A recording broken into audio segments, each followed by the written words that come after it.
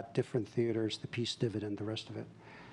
Looking at what's been going on in Ukraine for over 2 years now, what are the most salient lessons for NATO, for the U.S. Military overall, for a kind of near-peer conflict that we may see threatened in Europe once again? What are the greatest lessons here?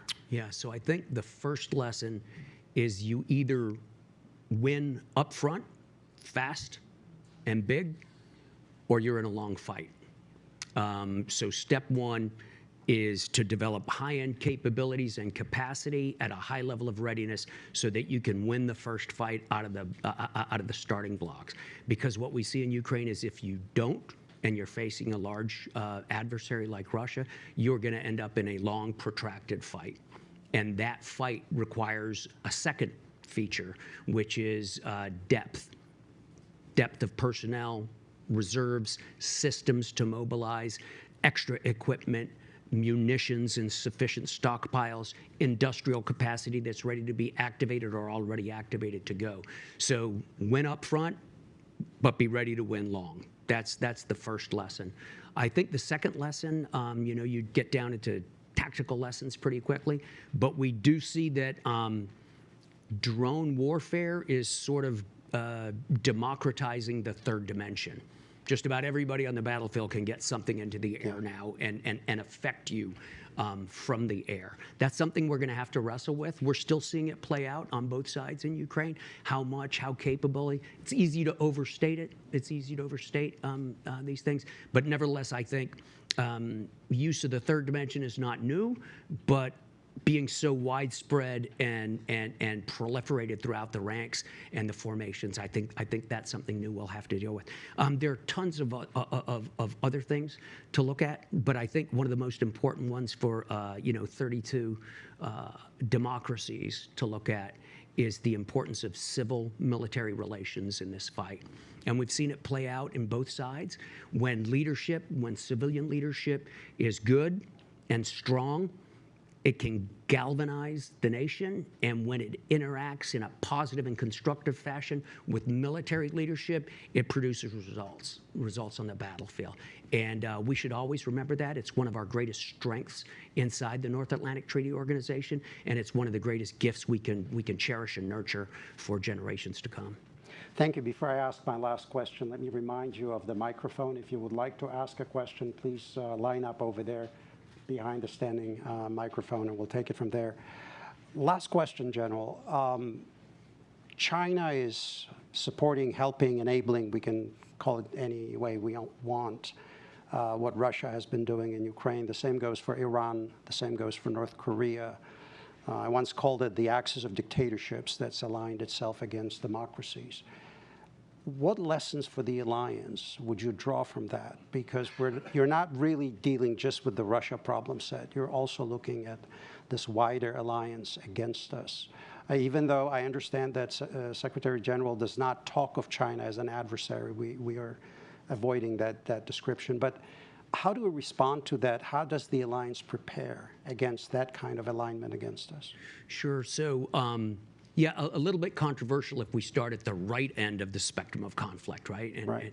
But if we start at the left end of the spectrum of conflict, pre-conflict activities, we discover that NATO, a geographically defined alliance, does have China challenges inside it right now.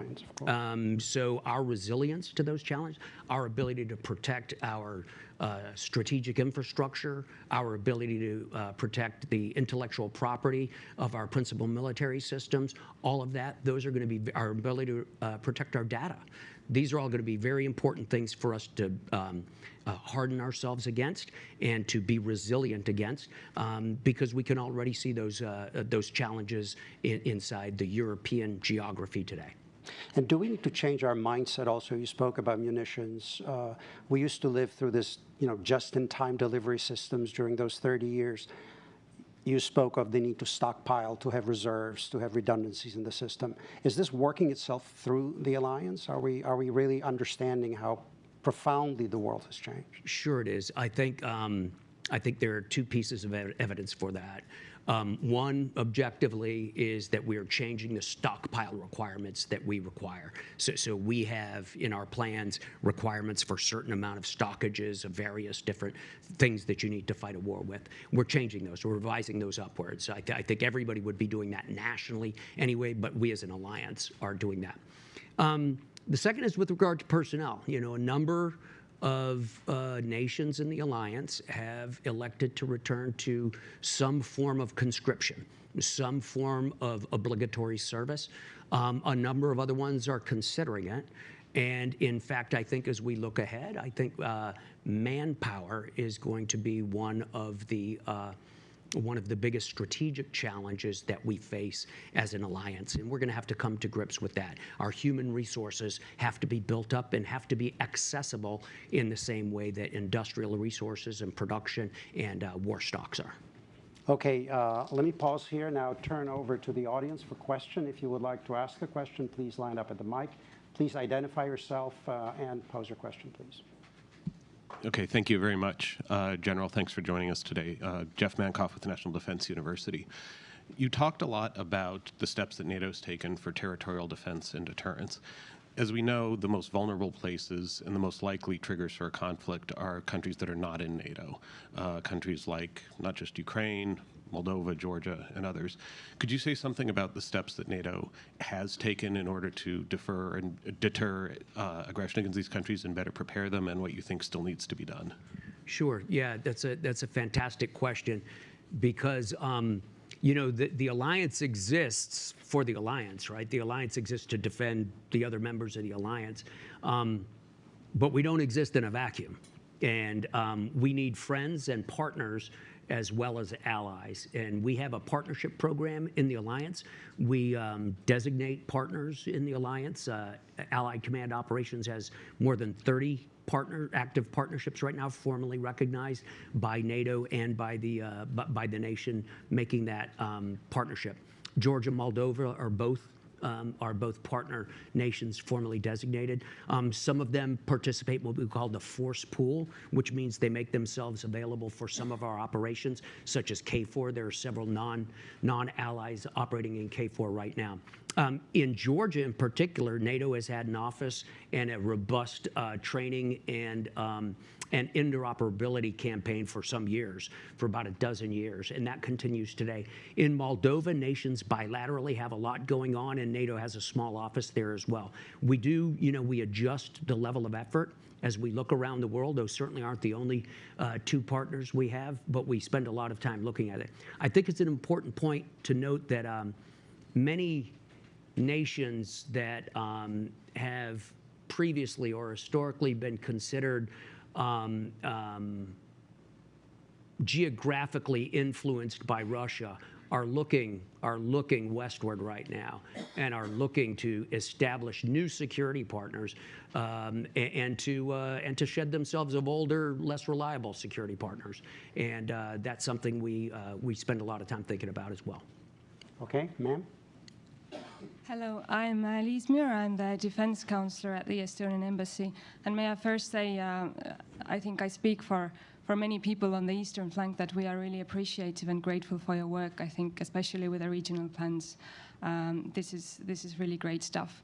My question actually is for you more than as the head of EUCOM rather than SACEUR. What would the implications, in your view, be to the U.S. Force posture in Europe from these new regional defense plans and also the new minimum military requirements, considering the composition of forces, how they are rotated, but also the geographical footprint of the American forces in Europe? Thank you so much. Thanks. And first of all, let me thank Estonia for everything you do for the alliance. Not just in terms of thought leadership, but also in terms of innovative approaches to national defense and your approaches to mobilizing not just your military, but your society in its own defense. Your devotion to Article 3, something that comes before Article 5, that's impressive indeed. So my congratulations to Estonia, my gratitude. We have to divide the question into two parts, ma'am, I think, right? The first question is, what is the requirement? How much is required? The U.S. will always provide what is required of the U.S. for those parts. There is strong policy behind this. It's bipartisan. It's always been there. We will provide what we are supposed to provide. Right now, I don't think it's really public information, but the United States has, under our force sourcing construct for the regional plans, the United States has pledged at various levels of attachment more force than it has in decades to the regional plans. So I'm very confident about the United States' commitment to these plans, to their executability, not just their executability, but to their rapid success. I'm very confident in that. How the U.S. does it, whether it does it with rotational forces, permanent forces, that's a much more complex interplay of budget, availability of forces, readiness requirements, other global requirements, frankly, domestic political requirements. So all of that comes together, and a lot of that's outside of my sandbox. We have time for one more question. Please, sir. Thanks. I'm Matt McKeag with MITRE. Sir, you've spoken quite a bit about the need for U.S. and NATO to be able to counter Russian mass on the ground. Can you also talk about how you see, with the new members of NATO and possibly following on the previous question, the interplay between air forces and the ability of the air to counter ground mass and momentum through traditional roles like close air support and things like that across a full NATO force? Thank you. Yeah, absolutely. So NATO's air forces are a great and growing success story in my mind, right? They're well-trained, they're well-equipped, and where they're not well-equipped, they're planning on becoming well-equipped. So we are rapidly moving into 4th generation plus and 5th generation exclusively across the alliance. So the Saab Gripen, of course, very high-end aircraft, the French Rafale, very, very high-end aircraft, and the F-35, well-known, a multinational platform that's now proliferating. By 2030, there are going to be more than 600 F-35s in the alliance in Europe. As you know, every plane you add to a 5th generation network is worth more than just one airframe, right? Because you increase the size of the network of sensors and everything that's operating. And our ability to move beyond that platform specificity and to wrap the other high-end platforms together with Saab and with the French Rafale, our ability to do that is going to just increase even more greatly. So I'm very, very confident about our ability to wage high-end warfare. General Scorch Hecker, who commands NATO Air Command, and his deputy Johnny Stringer, Air Marshal Johnny Stringer, are extremely active. They have a very strong, very realistic training program that focuses on all the high-end threats that we have today. Of course, focusing on the exquisite end of aerial combat means you're probably not able to focus as much on close air support and things like that. And that's something we're wrestling with inside the alliance. The good news is that the alliance does retain a huge number of 4th generation aircraft, so we still have the capabilities to do it, and we're looking through the ways that you maintain both capabilities going far into the future. I hope that answered your question, sir. Well, thank you very much. We're about out of time. So first of all, I'd like to thank General Cavalli. Chris, thank you. Great. Thank you for being here with us and for this really insightful discussion of how dramatically the alliance has evolved in a positive direction. Let's emphasize Absolutely. that. Even though there is a lot of work to be done.